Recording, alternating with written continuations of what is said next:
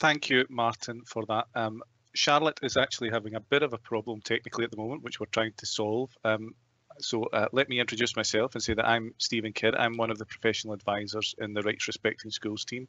Charlotte, who will join us hopefully very shortly, is our research and evaluation manager here at UNICEF UK. As Martin has already mentioned, we'll also be joined by Nelson, who is live in a school and can give you that perspective when we get to that point too. Okay. Let's talk a little bit then about the theory of change and why we've gone through this process. So, a theory of change is designed to help us talk about the change that we would like to see in the programme. We have,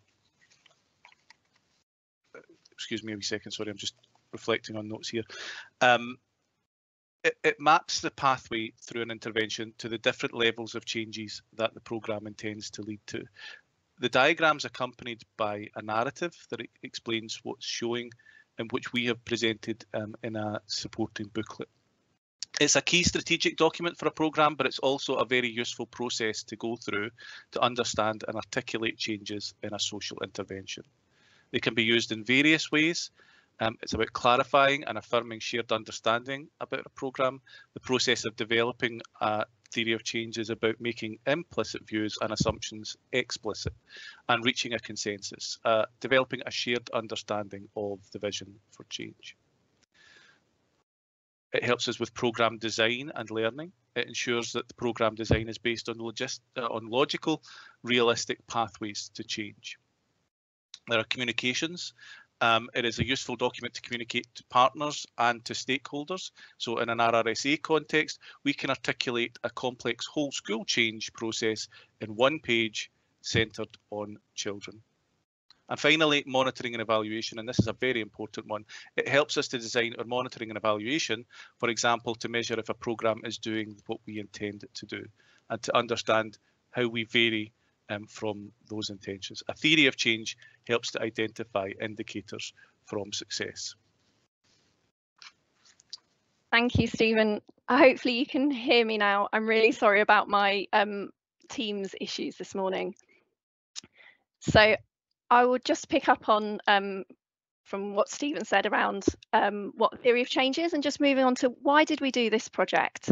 So the Rights Respecting School Award had a theory of change in place from 2017, and in 2023 we decided it was time for a refresh of this important document. We use this document a lot. It's been really useful, and we felt that the context of the Rights Respecting School Award and the programme's implementation had evolved over the 5 years, and we wanted to ensure that our theory of change was still relevant and up to date. And furthermore, we are part of this wider network of internationally of child rights schools within Global UNICEF, which had a new theory of change which we'd been involved in updating and developing, and we could now learn from that and build from that within the UK context. And finally, as Stephen said, we wanted to explore ways to develop our monitoring and evaluation. Next slide, please. We undertook a detailed process to update our theory of change. It was a highly collaborative and interactive process led by a project team which includes myself in research and evaluation here at UNICEF and RSA team members. It involved lots of workshops and collaborative discussions, drawing on a whole range of RRSA programme expertise, our data, our evidence and documentation from across the accreditation process. An important stage for us was conducting participatory consultation sessions with 50 children from 4 gold schools, including primaries and a secondary in England and Scotland, and a manager of a special needs unit. The consultation included Colgrave Primary School, where our next speaker, Nelson works. We also gained feedback from a range of stakeholders, including UNICEF colleagues from roles such as youth voice, safeguarding, equality, diversity and inclusion, and importantly feedback from partners that we work with such as head teachers and other partners in the government and academic world. we drew on the global UNICEF definitions and relevant theories of change, and brought this all together in a really helpful process. It was a time for us to step back, to reflect, to reaffirm, and to articulate the vision for what changes RRSA intends to contribute for children within a school setting. Next slide, please. Okay, and now I'll hand back to Stephen to talk through our theory of change and what it looked like. Thank you, Charlotte. We've now heard a bit about what a theory of change is, and some of the process that we've gone through to refresh that. What I'd now like to do is talk a little bit more about our theory of change, which shows the change that we can expect to see for a school setting that is fully rights respecting. The diagram should be read upwards from the bottom, and we have in this diagram focused on presenting the changes that take place. But below this would be the earliest stages of the intervention, the inputs and activities that actually happen in school. We have included information around that in our booklet, but due to the complexity and length of it, have not represented that in the diagram. If you haven't already seen that booklet, we will share a link later in the presentation to give you direct access to it. In the diagram, we've divided up into the changes for children, which you can see on the left, the changes for adults on the right, and in the centre, in the triangular area, is the joint changes for adults and children together. I'll now briefly talk through each level in turn to provide some further explanation. Next slide, please. So at the bottom of the diagram is the capacity building level. This outlines the changes in knowledge, in the understanding of rights, and in concepts related to rights, such as dignity and non-discrimination, as well as changes to the skills, agency, and beliefs. It's all about building capacities of children as rights holders and adults as duty bearers. For example, on the left, children have the belief, skills, and agency to claim their own rights, and on the right, the related adults understand that children can claim their own rights and support the rights of others. Next slide. Moving up one level, this is the outcome level. This is about changes in performance, what people and organisations actually do to apply rights, how people act in those spaces. For example, relationships, culture, ethos, and environment. These boxes cover key actions around about, through, for rights, which I'm sure those of you who are involved in RRSA will be very familiar with from our framework. So it's about communicating rights language and concepts, promoting and implementing child rights, and advocating for their own rights and the rights of others. Next slide, please. And finally, at the top, this level shows our vision of what difference RRSA makes for children. For example, on the left, we have impacts that show how children feel at school through personal development and well-being. Towards the right, where there are changes to engagement in learning and making progress towards, for example, a commitment to a long-term, developing a long-term commitment to social justice. This level is the one that informs our monitoring and evaluation framework to build the evidence base. In our supporting booklet, which I've already mentioned, there's a review of what current evidence is already available to support these areas of impact. I'll just invite Charlotte to come in again, just as we move on to the next slide and bring ourselves to a close before Nelson comes in.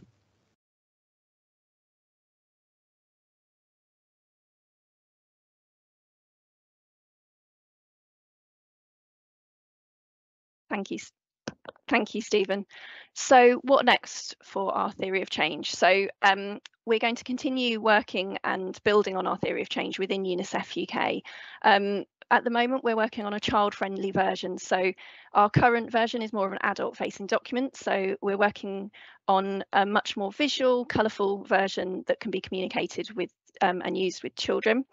And then we're looking at our evaluation plans for how we can continue to build our evidence base to really demonstrate the different impacts that RRSA is leading to with children.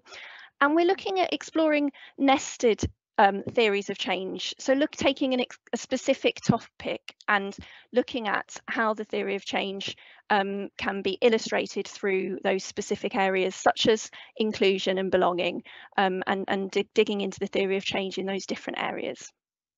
And I'll pass back to you, Stephen. From a school's perspective, all of the information, as already mentioned, is available for you to download there. We have kind of those easy read diagrams.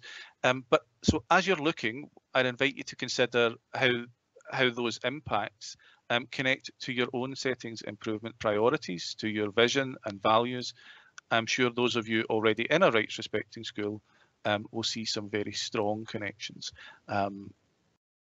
And just on that note, I'm delighted to be able to invite Nelson to share a little about the Colgrave Primary School experience, and I'll pass over to him now.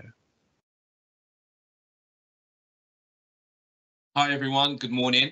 My name is Nelson Ganeshwaran. I'm currently in my 10th year of teaching and my 5th year as an assistant head teacher.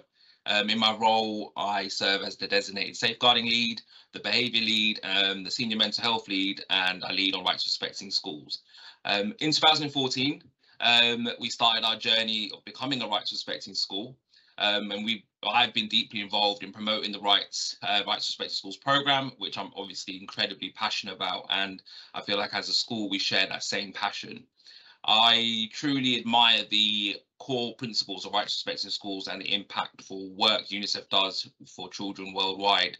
And it's an absolute privilege to contribute to ensuring that every child's rights are recognised and upheld within our school community. So at Colgrave Primary School, we're a thriving and inclusive learning community located in Stratford, East London. There's lots of barriers and lots of areas where there are concerns, and as a school, we feel like being a rights respecting school has helped us overcome these barriers. We were rated outstanding by Ofsted in 2017 and 2023, and being a rights respecting school really contributed a lot towards that grading for lots of reasons. The school is deeply committed to fostering a nurturing and safe environment where children's talents are developed, their well-being is prioritised, and their learning is enriched.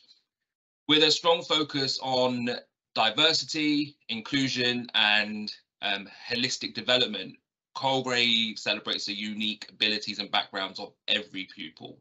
A key achievement for Colgrave is being recognised as a gold rights respecting school, demonstrating the school's dedication to embedding children's rights within our ethos and curriculum.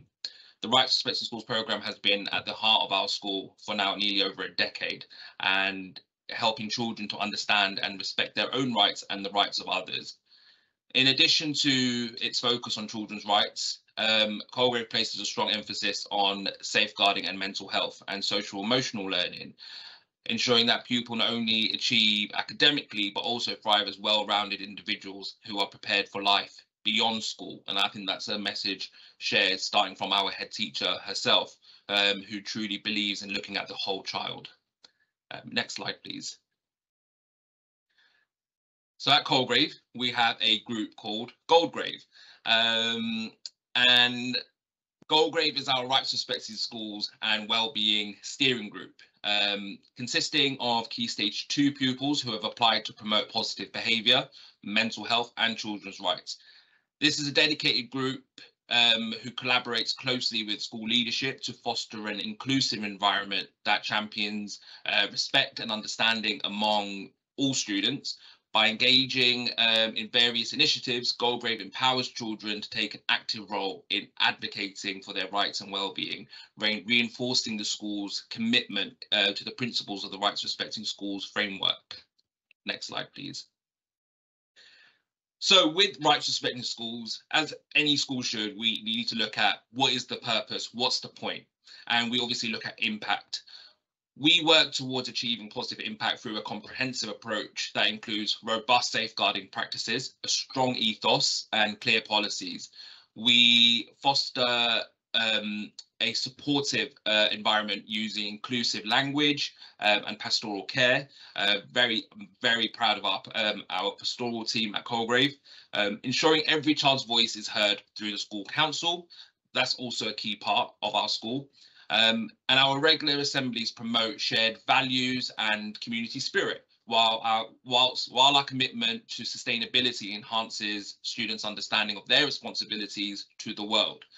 Together, these initiatives create a safe, respectful, and empowering atmosphere for all pupils. And looking at what the points I've made on the screen, this is how we get impact, and that part is there from the top part of theory of change.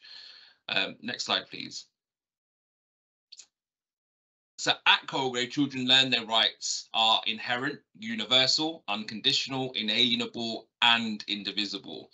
One of the things I'm proud of, and anytime we have a visitor from UNICEF coming to our school, I always share that we've got children as young as 4 or 5 in reception who would come and talk to me or their teachers about, I know my rights are universal, and they're able to explain it to me. That is amazing, and they take that message home and share it amongst their friends and families. And I think that's really important, that children know those key parts for their rights.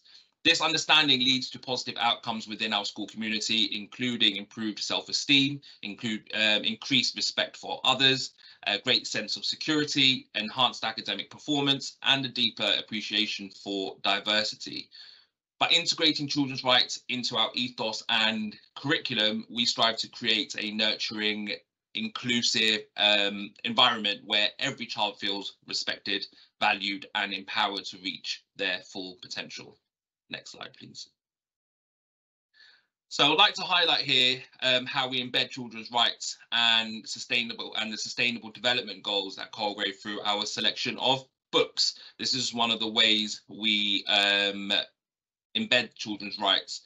And I think this, especially this part, I think this is really a kind of a proud moment for us, because we feel like we've really hit the nail here in helping children understand their rights.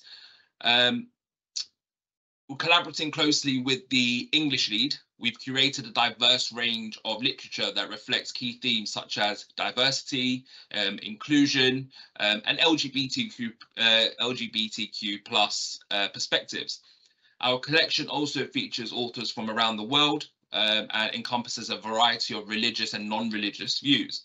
Additionally, we focus on gender equality, neurodiversity, environmental awareness, and social justice, ensuring our pupils gain a comprehensive understanding of these vital issues. This approach not only enriches our curriculum, but also empowers our students to become informed, compassionate global citizens. Next slide, please. So having a focus now on the theory of change itself, we align our work with UNICEF's theory of change, particularly through its focus on well-being, rights, education, and mental health. Our school connects well with the principles of UNICEF's theory of change by prioritizing children's rights, personal well-being, and community participation in school life. The PSHE curriculum emphasizes emotional development, mental health, and social skills, which links to UNICEF's commitment to ensuring that children develop holistically, including emotionally and socially. The school's flexible curriculum, tailored to meet pupils' diverse needs, supports the UNICEF goal of promoting equity and inclusion in education. Additionally, we focus on British values, a term at the moment which people struggle with, which is completely understandable. However, we've made a few changes, and one of the changes we made is we do not use the word tolerance.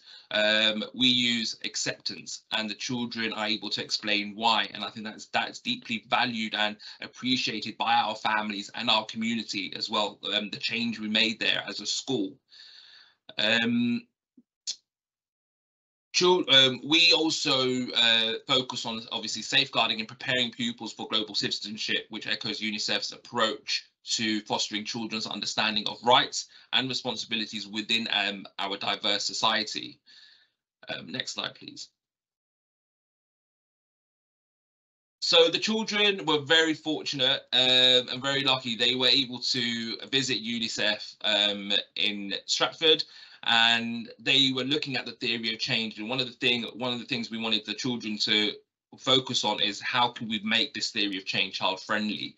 So the children worked together and came up with a few points. They wanted to see more use of colour, bright and varied colours to make the document visually engaging and easier to follow. They wanted to see more diagrams and visuals, so simple, clear diagrams and illustrations to break down complex concepts. They wanted to also see images that reflect the content. They wanted to see it accompanied by short captions to explain their relevance. And finally, they wanted to see key vocabulary and definitions, because there was some wording in the actual theory of change they didn't understand. So they said by including key terms with simple definitions, so that all children, regardless of the age or the ability, can grasp the idea. And one of the points which is not on the slide, they also wanted to see the child-friendly theory of change in different languages to support our multilingual learners, and which I think is a great point. Which I think is a great point. These changes will ensure that the theory of change is not only understood by children, but is also more engaging and inclusive for diverse all learners. Thank you so much. I hope you have found that useful, and I'm very happy to take any questions when we have our Q&A. Thank you.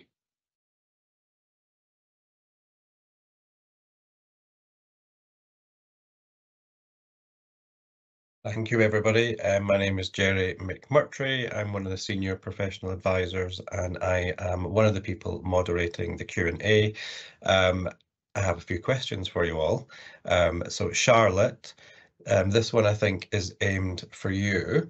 One question coming through is, in schools, we're not very familiar with the idea of a theory of change. Could Charlotte say a little bit more about why they're important in projects such as RRSA? Yeah, that's a great question. Thank you. So yes, they can be really useful document in at a whole range of levels on working on a programme like RRSA. So they're useful for thinking about it as a whole, looking at a whole programme, and then distilling it down into a one-page diagram, and then this more detailed document behind it. So I think one of the real values for RSA is it's a complex programme. It's a whole school programme, lots of different things going on, and to be able to distill what changes that means for children in one page is something that hopefully will be useful for people. So that communication piece, and something that you can sit round and discuss and look at with different people that you work with to help with that engagement around understanding what it means. And you'll see from the diagram, we've really focused in on what it means for children. So we've got the different roles of children as rights holders and adults as duty bearers. But when we look at the impacts and the changes, we're really sort of focusing in on what does that look like for children in a school.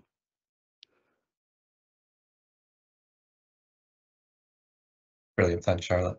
Another question coming through, which is probably for yourself. What are the different strategies you have used to capture this evidence? Yeah, it's a really good question. We, in our supporting booklet, we have provided a couple of page summary of a review of evidence that we've undertaken, looking at different research and evidence that there is on the programme. So there's trying to think of a quick answer to this. We have pupil surveys and teacher surveys that schools used to do a lot in schools. It's been our main source of evidence of impact on the programme. There was also an independent evaluation a few years back that we built from. And we're now looking at different ways in which we'll be collecting data on the programme in the future, and how we want to evolve from those surveys. And then there's been various bits of research by other people that we have referenced in our booklet that you can also go and have a look at. One of the things we were also doing is identifying gaps where we want to find out more information on the programme, and where we want to build our evidence base, and where there's relevant evidence in the sector on related areas such as youth participation and the value of human rights and child rights education in safeguarding and so on. And we're looking at that sort of broader evidence base as well. So I hope that you'll find the booklet that we're providing useful reading. And we also have an impact page on the website where we keep up to date any impact reporting that we do provide. So there will be a report coming out in the next few weeks from the results that we get from our head teacher surveys that are completed with each assessment visit. Thanks, Charlotte. Some more questions if we have time. What do children report as the best outcome from being involved with RRSA? We might have some comments here. I don't know, Stephen, with your visits when you go in and what children talk to you about, but certainly with pupil surveys, children often have really high results around being able to talk to someone if they felt unsafe, feeling listened to, that they learn about and know their rights, and that they feel treated with respect by adults and feeling safe at school. So those kind of tangible changes to relationships and how they feel in school is often what comes up highest with pupils. Might be something that Stephen and Nelson want to add to. Yeah, absolutely. One of the things children always talk about is about feeling that they have a voice. And when being a rights respected school, when I do some pupil surveys, they talk about their right to an opinion, the right to share how they feel without being judged, the right to talk about how the education affects them and the changes they want to make. Pupil voice is strong. I think within a lot of schools, pupil voice should be strong for lots of reasons in terms of how the curriculum looks, how their learning is going. I think children feel by being a rights respected school, they have that voice to share how they feel. I think key things I've also picked up on is children feeling safe, children being able to share what they're learning at school when they go home. I think this is really important. I've had lots of families talk about what they've learned from listening to their children. So I think, yeah, so it's about feeling safe and respected and also having a voice. Thank you. And Nelson, this might be a couple of questions for you, actually. Colgrave has been coming through as quite a popular name, Yeah. but somebody's mentioned, why is it only in Key Stage 2? Yes, so with the needs we have entering our school, so when I first started it, it was actually a Year 6 group I had, and then now we've opened it up to the whole of Key Stage 2, where children, and also we wanted to see. I personally, I would love to pick who I would want in this group, but we have a democracy here. Everyone has a choice if they want to be in this group and then have a chance to apply. So a lot of Key Stage 2 children wanted to do this. A few years there was children who had older siblings who have been in Colgrave, and they asked, and their families would come to me and say, "Oh, can my child who's in Year 2 or in Year 1 join?" Absolutely, I will never say no. But yes, we are probably moving forward to looking into opening up to the whole school. And I think for a lot of the children, especially in Colgrave, because of the work they do and their kind of the conversations they're having with like senior leadership, or like, for example, when I took the children to UNICEF in London, it's the confidence they need. And I think some Key Stage 1 children found certain areas quite difficult. However, we're obviously going to work on that moving forward, and probably hopefully open it up to the whole school. But at the moment it is Key Stage 2. Hopefully that makes sense. Yeah, that's great. Thanks, Nelson. Another question for you, Nelson, is the work that you've done around literacy and books looks brilliant. Thanks for sharing that, and they would love to know a little bit more about this. Yeah, sure.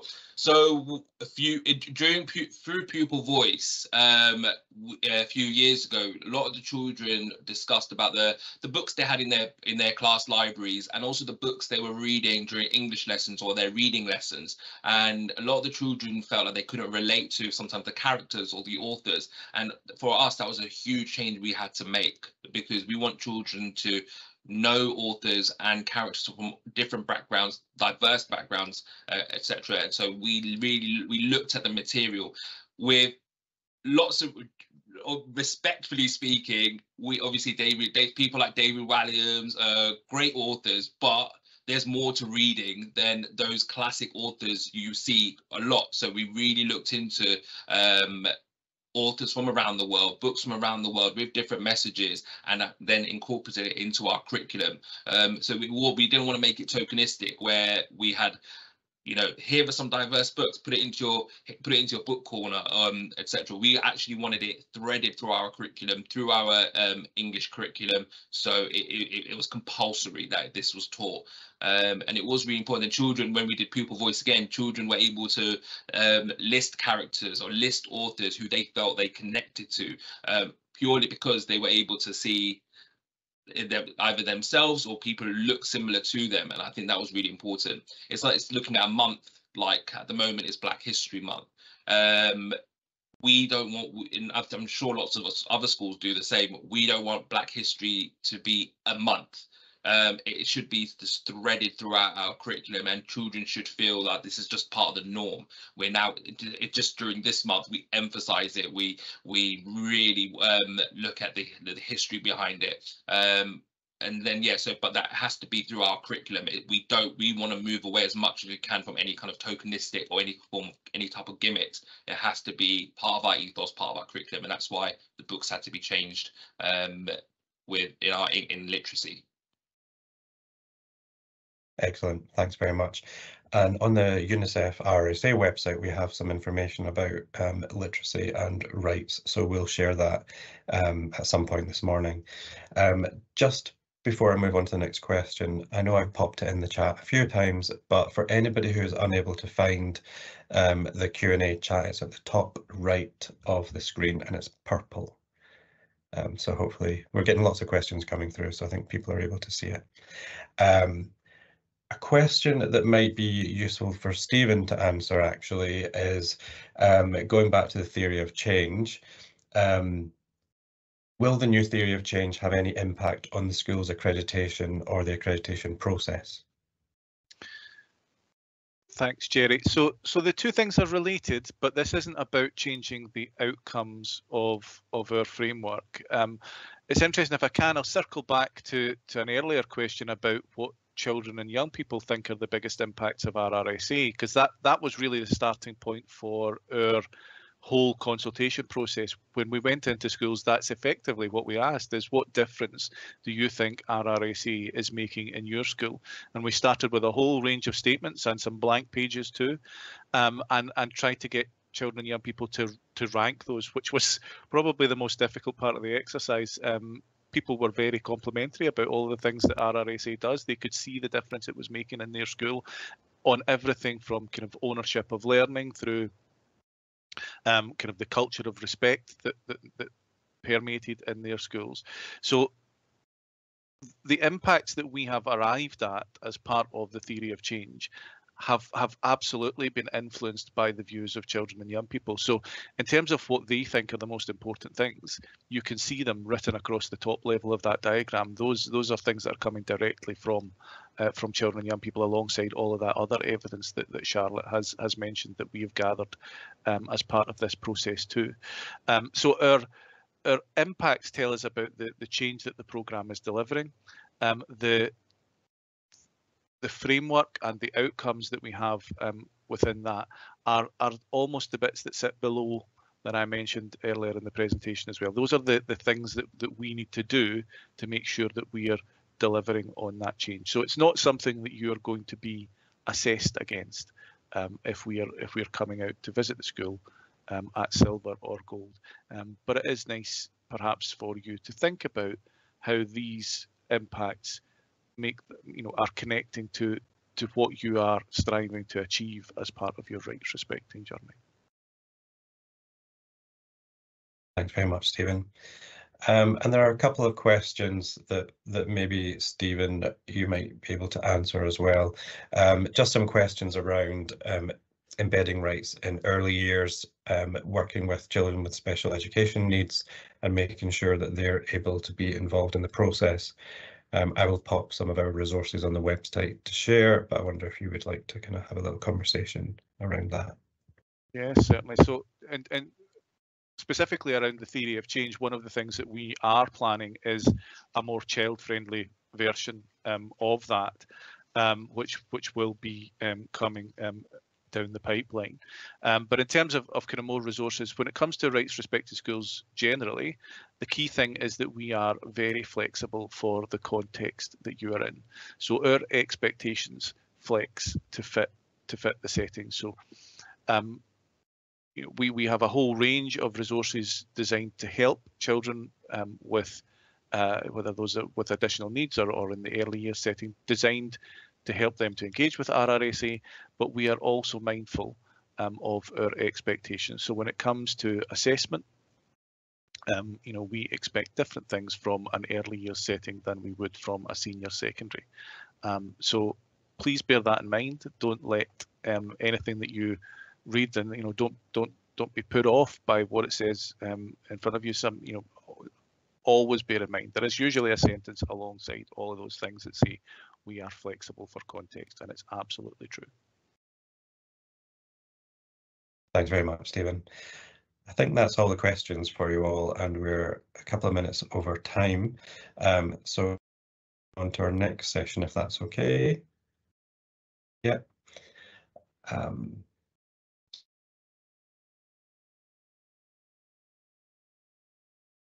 Today are leading rights respecting in your schools. And we hope that you'll be inspired by our next speaker, who you'll see shortly on the screen.